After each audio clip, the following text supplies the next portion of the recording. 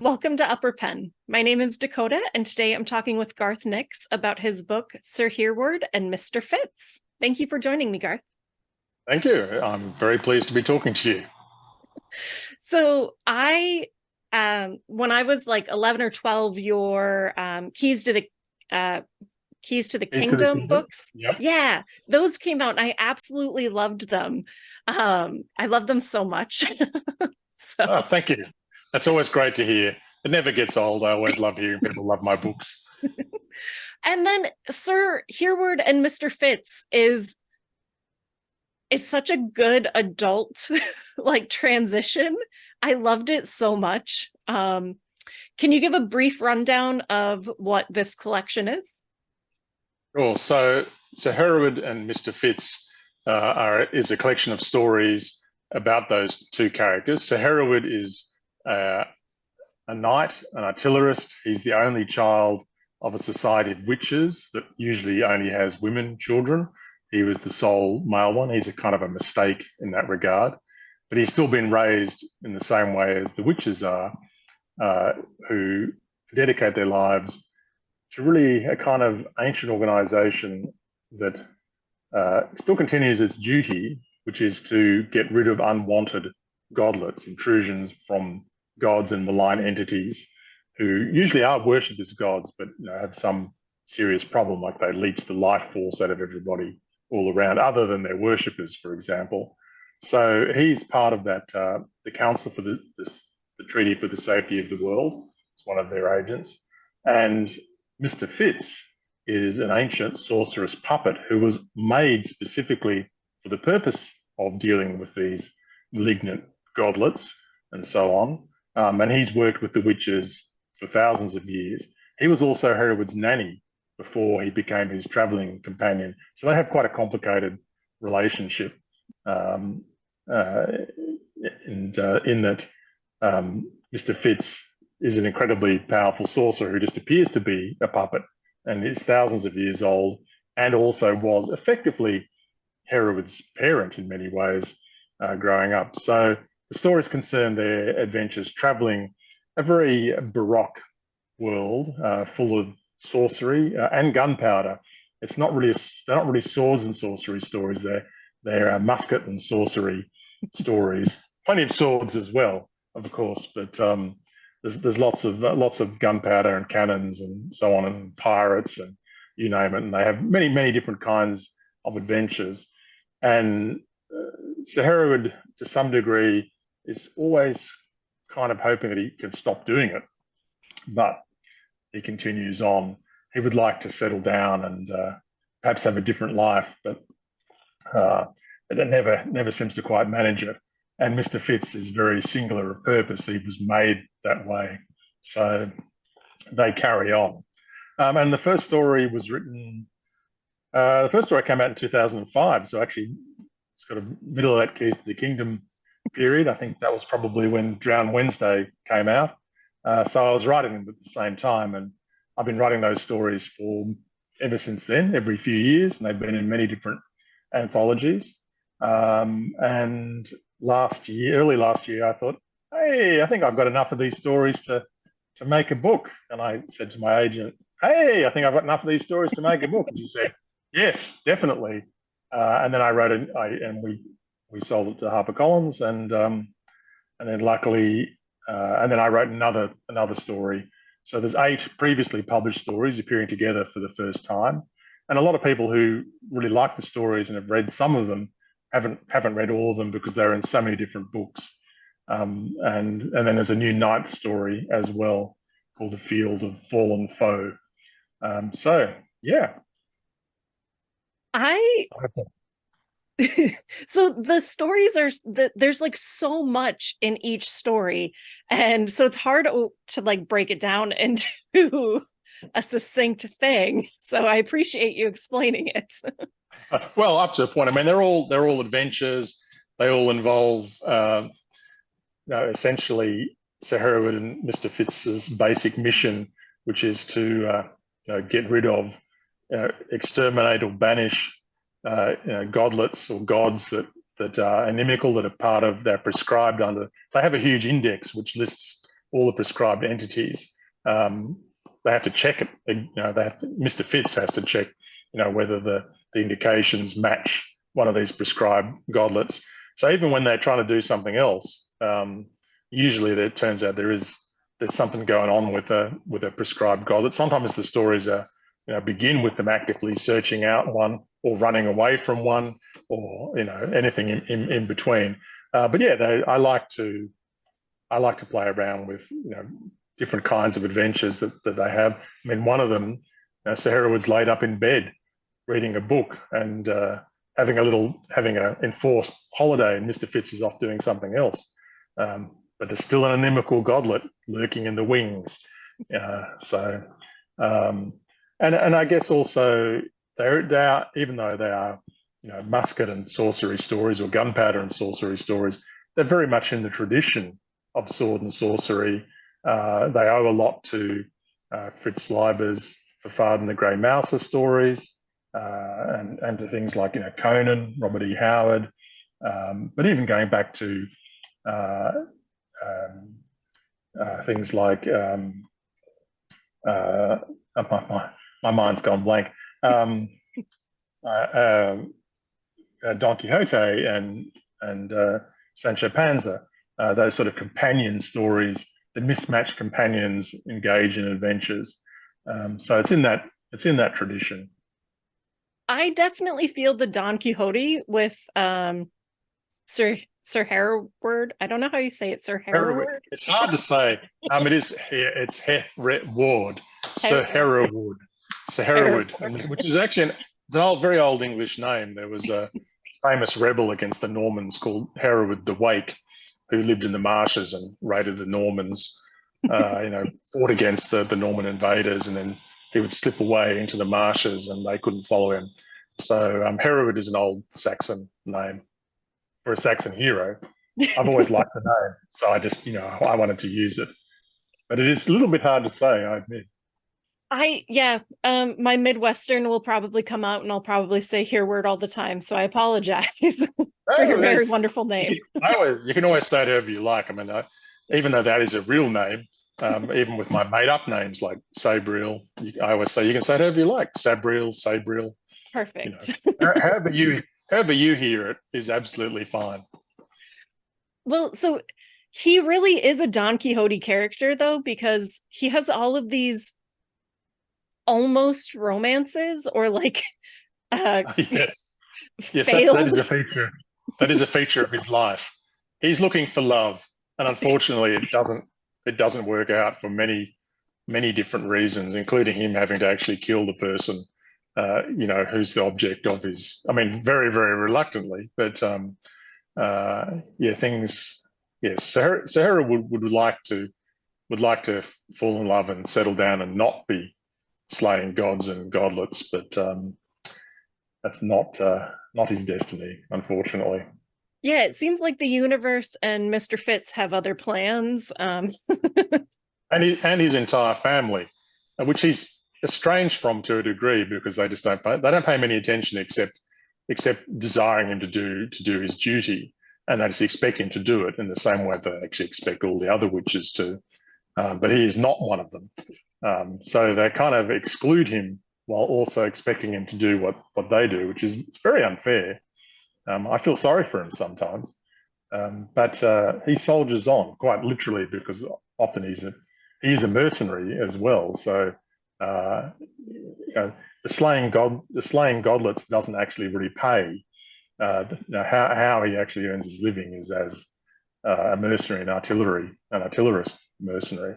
So that's in the stories as well. He takes jobs on and so on. But it usually always coincides with something he needs to do for the Council of the Treaty for the Safety of the World as well, which was put together. I mean, one of the things I quite like about this kind of sword and sorcery is often there's always sort of failed ancient states and things that don't exist anymore, but people keep following their traditions and obeying their laws and so on. So Hereward and Mister Fitz are working for an organisation that answers to a council that doesn't exist anymore, because all the states that set it up have actually all disappeared or faded away, or or broken up, but they're still doing their job. It's kind of like if a group of parking inspectors kept giving out tickets in a city that had been annihilated and there's no cars anymore. Well, there's still cars. So they're still giving cars tickets, even though the whole government's gone. Something like that. I'm not sure why that appeals to me.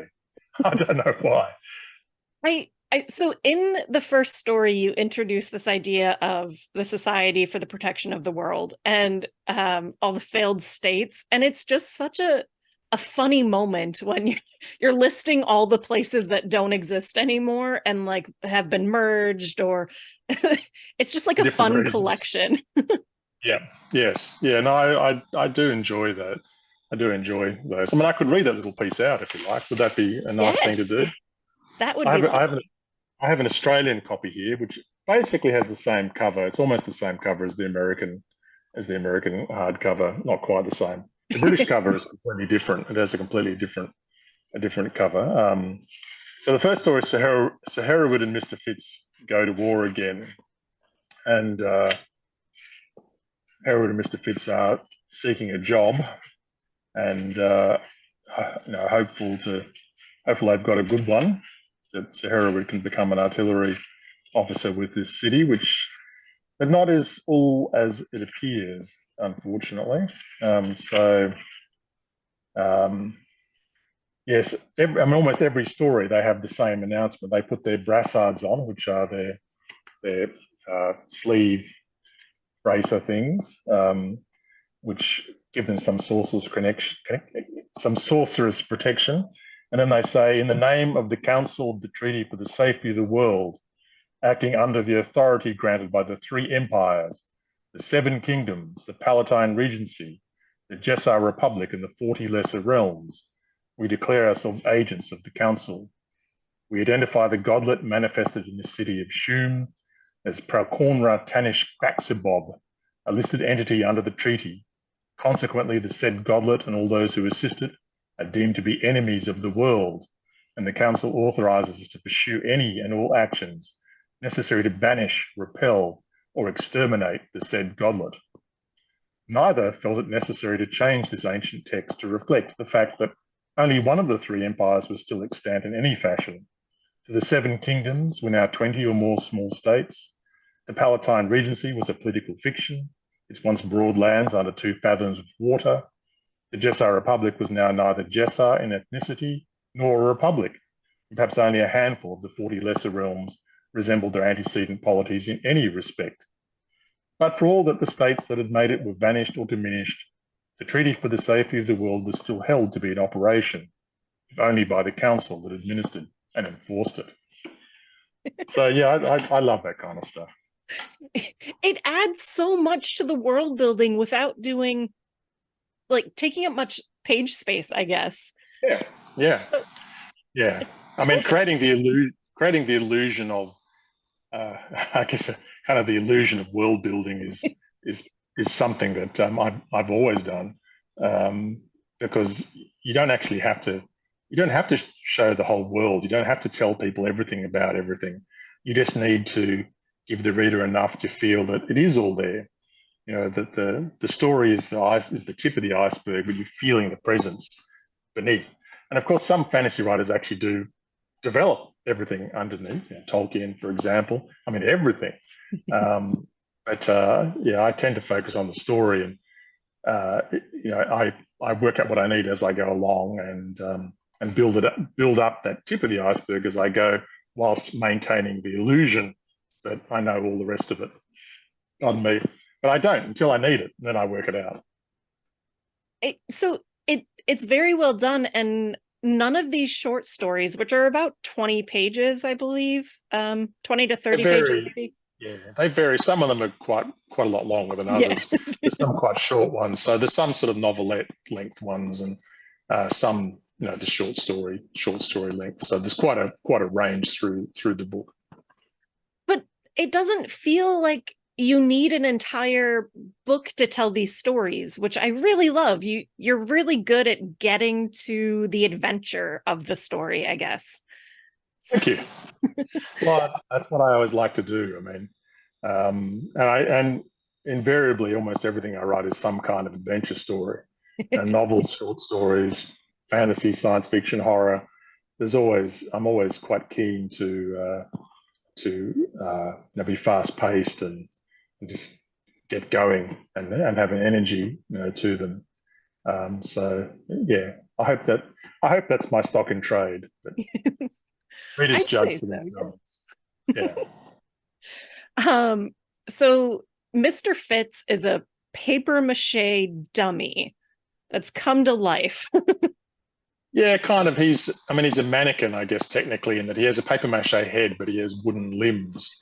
Right. So, but he's infused with sorcery, and he has a throat pipe made of silver and other metals and so on. I'm actually for this book. I'm getting some puppets made of Mister Fitz. I'm getting two mannequins, two sort of 30 centimeter high mannequins, which will have posable limbs, and a bunch of glove puppets, like Punch and Judy glove puppets of Mister Fitz with his sorceress needle. They're being made by a British puppet maker now. I left it a bit late. I should have organised it earlier, but I'm going to give them some of them away. I'm not exactly sure. Be through one of my social media, one of the 57 different social medias that we all have these days. Right. So there will be some actual Mr. Fitz puppets brought into the world. I'm sure nothing will go wrong. Um, Bringing sorcerer's puppets from a story into real life. But that's exciting. He is. But despite the fact he's made of paper mache and wood, he is immensely strong and durable because he has all his sorcerous layers of protection. And yes, There's he uses. Yeah, go ahead. I was going to say he uses sorcerous needles. So he's an expert. He's an expert needle person because he uses sorcerer's needles to uh, unstitch reality, basically, or stitch it back together again. So with his needles, he's able to do extraordinary damage, and he's the one who ultimately has to actually get rid of the godlets. He sews them out of the world, whereas Sir Hereward is usually engaged on protecting him while that's going on, or sometimes just carrying him like through the snow because his legs are too short. So things like that. So they work together very well as a duo. They really do. And I love the like parental feel that Sir Fitz feels or appears to feel toward Sir Hereward. And at one point in the first story, well, actually, in quite a few of them, he's like, well, you don't really have time to go flirt with that girl. Like we were gonna do something, remember? Yeah, he does definitely have a parental role. So Mr. Fitz, was, and in fact, he called Fitz Mistress Fitz when he was a little child, and then when he was older, he decided he should be Mr. Fitz. So Mistress Fitz was his nanny, and because he was kind of shunned within the Society of Witches, his mother wasn't. He was kind of embarrassment to his mother because he was a male child when everyone else had female children. It was unheard of.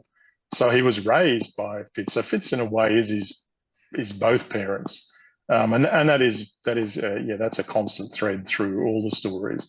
And Fitz does have a great deal of compassion for Sir Hereward, but he doesn't let it get in the way of what they have to do. Unfortunately, the job always comes first, or the mission always comes first, or maybe it's the calling. It's higher than all of those things. Comes first, but he does try. He does try and help Sir Hereward, even with his love affairs sometimes. Um, There's just he no does. helping him with those. Most of the time, there isn't. That's true. He does have some. It's not entirely bereft, but mostly it doesn't work out, or he has to move on. I mean, that's the other thing. Yeah. It seems like they're hunting these little godlets is actually what causes them to move on a lot of the time because people are like, you just destroyed our temple, please leave, or Yeah. they're all gone. Yes. Well, we are going to kill you because, Yeah. and I guess because the nature of these godlets is often that they are beneficial to a small group of people whilst being very bad for everybody else. So uh, the people who worship them are granted powers or wealth or various great things. So they want to preserve them, but they're prescribed because they're bad for the world as a whole, which is why Sir Hereward and Mr. Fitz have to get rid of them. But yes, of course, destroying the god that ensures your city's prosperity doesn't win you any popularity contests. That's for sure. Or even sometimes when they do something which is popular amongst one group of people within a city, there's still some they still have to move on because there's more work to be done somewhere else. Or even though they've saved the city, half of it's been destroyed in order to do so. So they're still not popular because that's a hard thing to take in as well. Yes, you have saved us, but why did so many people die in the process? Couldn't you have done it more easily? And the answer is no, but that's pretty hard to discuss, I think. And Master Mr. Fitz's magic literally unmakes people, it seems. So yes. Not only do you not have closure to their deaths, you can't there might be a molten belt buckle left or something like that. So yeah, there's quite a lot of collateral damage from Mr. Fitz. I mean, he is quite fearsome in that respect, particularly because he will always do whatever it takes to get rid of the godlet, irrespective of how much damage that will do and how many people will be killed. So Hereward may falter or not want to do something because of the danger to everybody else, but Mr. Fitz will always carry it through. So really, he's a frightening little puppet. I would not want to run into him. No, except that he presents himself as one of the entertaining puppets, because nearly all the magical puppets people see, and they're still rare, are entertainers. I mean, they're made to sing and dance, and so everyone presumes Mr. Fitz is one of the entertaining puppets when he's first encountered, and he plays on that. He pitches his voice high. He can sing. He can play instruments, but actually, as it says in the story, Mr. Fitz was not one of those entertaining puppets, and he isn't. He's very much not. Yeah. He actually goes to great lengths to hide that he's not one of them. Oh yeah, well, he does hide. He pretends to be one initially, yeah. But once everything's happening, then that's all dropped instantly. But I think it would be a horrible realization where you think, oh well, that's just a little entertaining puppet, and then the next thing you know, he's using a sorcerer's needle, or he's jumped on your back and stabbed you in the back of the head, which is horrible. You think it's a horrible little puppet on the back of your neck, stabbing you. That echoed through my earbuds.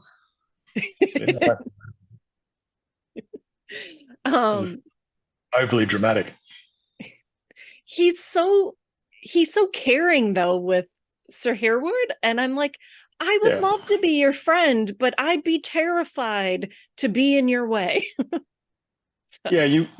Yes. I mean, it'd be great to be his friend, except that you would invariably be involved in hunting down godlets. So that'd be a very dangerous friend to have. I guess everyone has to some degree. You have friends who you like a lot, but you don't want to be involved in their life because it's too difficult. So you can only meet in certain circumstances where you think, okay, I won't be involved in that aspect of their life.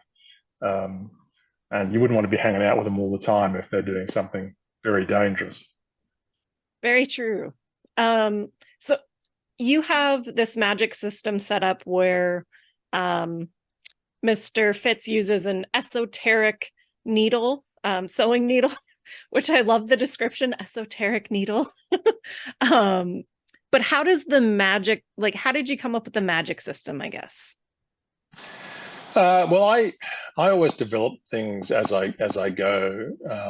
I have no idea why Mr. Fitz uses esoteric needles, and he has a little sewing desk that he carries, which it's full of varying amounts of needles. He has to resupply them, and sometimes he doesn't. He only has maybe one left, which is a big problem. There's one story where he's got one left, and there's a very, very dangerous godlet that they've been chasing, but it turns back on them, and that is a huge danger. Probably it relates to the fact that he is a puppet. I was probably thinking about making puppets, about making things, and sort of craft activities. So it made sense for the puppet who's created, and whose clothes are sewn and so on. Maybe that's where it came from. I was thinking, he is a made thing, so he's a maker, and needles can be emergency weapons, and it just came from that. But I actually don't know, really. I mean, that sounds convincing. I think that's plausible. I hope that works as an answer. But really, I don't actually know. I often find it difficult to look back and identify. Things just seem to suit the character or suit the story, and I think, oh yeah, that works. I'm going to have that, but I can't actually identify where it came from, except sort of story instinct, I suppose. That makes sense, especially if you're like just going along as you write, like you're coming up with things as you're writing it. So that makes sense. Yeah, and quite often with everything I do, but the short stories, I'll write some of it and then I'll leave it and think about it, and I'll come back to it sometimes quite a lot later. So my story's nearly always written in kind of stages. So there's quite a lot of thinking time often in between parts of them. I can't actually now remember with the first story, so Hereward and Mister Fitz Go to War Again, whether I wrote that all in one go or I wrote it in several stages. But yeah, quite often there's quite a bit of thinking time. And I don't mean sort of actively thinking even, just I write part of it, I go away, I'm writing something else, and at some point things will connect in my head and I'll think, oh, and I'll go back to that story and I'll write more. I mean, I've just been a writer in residence at a university, Flinders University, over in Adelaide, talking to students. I've been talking about writing a lot in the last week. And I used an example, a short story that was on Tor.com last year, which I wrote, called The Sisters of St. Nicola of the Almost Perpetual Motion versus the Lurch. And that story was written in a bunch of phases. The first one was just the title. I had the title, which is a great title, but I had no idea what it meant. But I had nothing else. So the title popped into my head. I wrote that down. I didn't write anything else for about 6 months. And then I wrote the first half of the story, which involves a whole bunch, a group of nuns who belong to scientist nuns. And it's kind of like an H.G. Wells War of the Worlds sort of era. But the nuns are a part of all of England's efforts to fight against the intruders who come from Mars, who are called the Lurch. The story begins when a Lurch lander is sighted and the nuns set off to combat it. I didn't know how to finish this. I didn't know where to go with the story. I wrote half of it, got all the nuns, the Lurch are coming, the nuns are going to fight the Lurch. But it wasn't until, I don't know, maybe several years later, I went back to it because I realized the missing ingredient, perhaps it was obvious, was druids. I needed druids as well as nuns. So then it became a race between the nuns in their mobile convent, basically, and druids riding trees to get to the Martian lander. And then I finished the story and eventually it was published by Tor. So the story was written a title, a half, and then years later the second half. So the whole thing took, I guess, about 5 years, but really it took about 3 weeks of actual writing to sort of spread across all that time. So that's not uncommon for my short fiction, and quite a number of the Sir Hereward and Mister Fitz stories, not quite as lengthy periods as that, but I'd write some of it, leave it for a month or so, and then come back. And what's happened in the interim is I've thought, oh, Mr. Fitz's magic is sorcerer's needles. That's what he uses. But I didn't have that when I started it. So step by step. I love the idea of putting stuff away, like just setting it aside letting stuff marinate in the back of your brain. Yeah, yeah, it's incredibly helpful. Um, and sometimes you only need to set it aside for a day and go for a walk, and your think about it, and it all comes out. Sometimes it takes longer, and of course, sometimes you have a deadline and you can't let it take on, and then you have to sort of force it along, and that also works. But it's nice to have the luxury of time, of having however much you need for that particular thing. And some things, of course, I mean, some of my short fiction I've written in one go in a sort of white heat, just the whole thing, and not had to do very much editing either. That's just been straight out. So there's that side of the things as well. Um, they take their time, whatever it is, whether it's quick or slow or in between. So because these were written as like individual stories that you submitted to Yep. different places, how did you decide on the order in the book? We actually went for publication order in the end. There is a sort of chronological order, though I've never really worked out where the stories fall. I mean, they do refer, certain events are referred to. The Siege of Geminero is something that's referred to quite a few times, and the first story, for example, happens after the siege. One of the other stories, they're dragging a giant cannon to Geminero. And when I say a giant cannon, I mean it's a really, really giant cannon, being dragged by basically hairless mammoths called mokleks, when things go wrong, of course. So the stories do take place in a different chronology, but ultimately we decided to go with publication order because that just seemed to work. So they're in publication order, even though in terms of Sir Hereward and Mr. Fitz's chronology, their own chronology, things jump around a bit. But the stories are all standalone, so I don't think it really matters. Yeah. Yeah. But, I'm not going to take a lot of time and think about how they all fit together chronologically, and I wouldn't do that. Somebody, somebody probably will, and it'll be very helpful to me if they put it on Wikipedia, for example. I'll look at it and I go, "Oh yeah, I forgot about that aspect. So I had it the other way around, but actually that one has to be before that one." So if anyone out there listening wants to do the chronology, I heartily encourage you to do so. Even if it's wrong, it'll be helpful. So You'll be yeah, like, no, that clearly doesn't go there. yeah, but it's still helpful. Are you writing any more of these stories? I'm not actively writing one at the moment. The Feel the Fallen Foe I wrote just at the end of last year for this book, but I'm sure I will. I love those two. I love going back to them. And if I'm asked to write something for a themed anthology, like the Book of Swords, for example, which one of them was in, or Rogues, another one was in, which George R. R. Martin edited with Gardner Dozois, and George gave me a very nice quote for this book because of his familiarity with that story in particular. Um, when I'm invited for that kind of themed anthology, quite often my immediate thought is, "Oh yes, I could do a Sir Hereward and Mister Fitz story for this," and so I do. That's how half of them came to be written, I guess.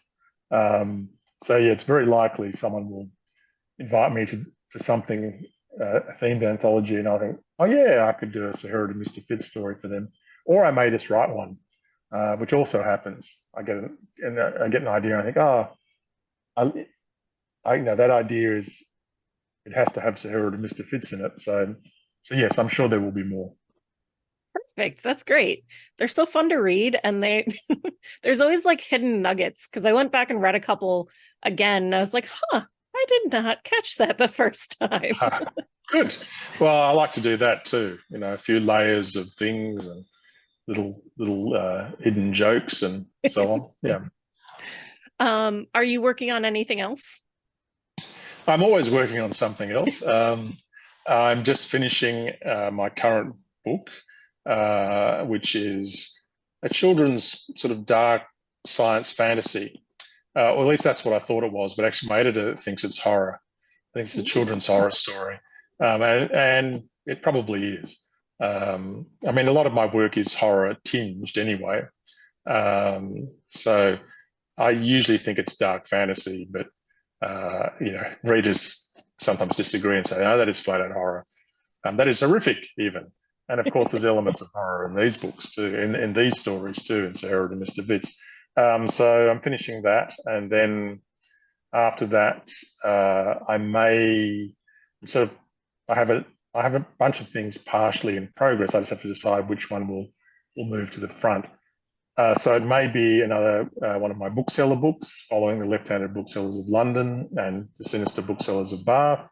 So I've got one of those in sort of begun, or it may be actually a big science fiction adventure, which I also have, begun.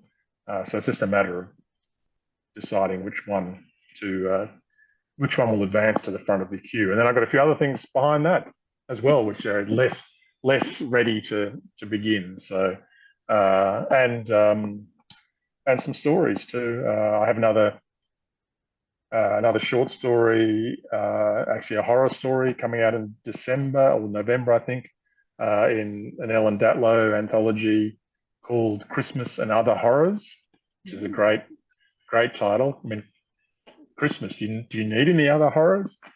Christmas and Other Horrors, because it's got some great, really, I'm always happy to be. Ellen always has the best groups of people writing, and so I'm very happy to have a story in that. And I think I've got another story I finished recently in something else, which is there's always things going on. Yeah. I think As there was things would one of go. yours in the Book of Witches that just came out. Oh, the Book of Witches that just came Yes. out. Yes, you're absolutely right. Yes, thank you. Yes, um, in fact, I changed the title, so I've forgotten the unexpected nighttime excursion of the murder mystery writing witches. I think is the title. So yes, that's just come out, and that's another great one to be in. There's some really fantastic authors in that. So yeah, there's all. I mean, you would hope that I would have lots of. I am a professional writer. You would hope that I would have lots of things going on. It would be a bit of a problem otherwise. Yeah, I'm always excited to hear about people's upcoming stuff so that I can be like, oh my God, in 3 years, I'll actually see it.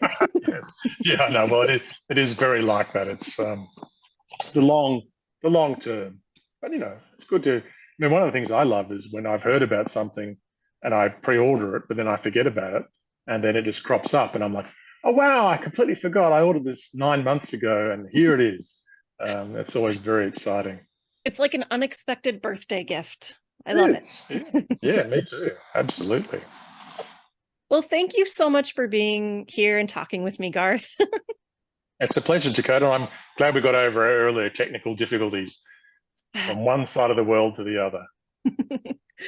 Well, if you haven't yet picked up Sir Hereward and Mister Fitz, I highly suggest it. It is fantastic. It's great. Yeah, just pick it up. Depending when this is coming out, it isn't actually out yet, so it's got a couple of weeks to go. But you can pre-order, and then you'll be surprised beautifully Yes. by it showing up.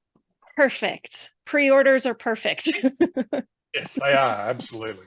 We all love well, authors love pre-orders too, as well as readers. Yes.